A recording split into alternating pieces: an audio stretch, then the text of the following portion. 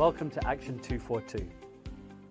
Some years ago I had the privilege of attending Bible college in South Africa, an Englishman coming into a strange environment, a strange culture, and had the privilege of studying theology. And there I met a young man from Australia and we quickly became good friends. And Rob was a passionate man. He was passionate about going out onto the mission field and reaching people with the love of Jesus.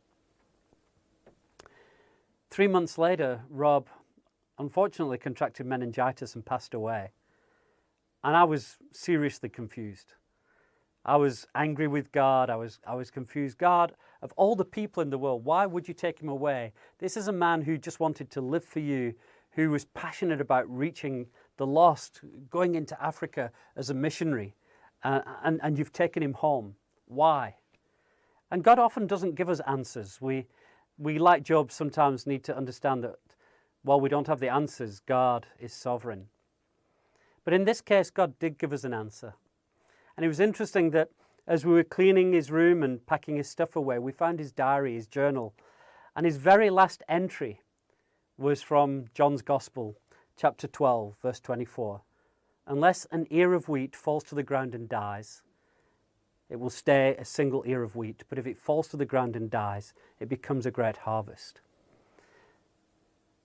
And over the coming days, we heard that at his memorial service back in Australia, his story was shared and a challenge went out. Who would go to the mission field? And of his friends who'd mocked him and told him he was wasting his life when he left for Africa and said, no, what you're doing is stupid. His life impacted them so greatly that at that service, about 6 guys stood up and said, we will give ourselves to the mission field. And through his brief life, many, many men were sent to reach the lost, who could reach many more people than he could himself. What is the point of this story? Well, the point of this story is it illustrates something that is central to the gospel, that we must die in order to truly live. In order for there to be a great harvest, there has to be a dying. There has to be a giving up to receive. And for Rob, I know that he's in glory now with his Lord.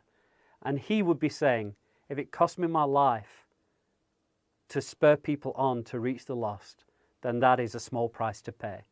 And that is one of the revolutionary messages of our Lord Jesus Christ, that our lives are only truly meaningful when we live for eternity.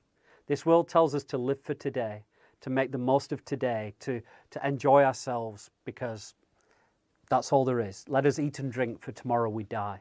The revolutionary message of Jesus Christ is, let us give everything for the sake of the kingdom, because actually we're living for eternity.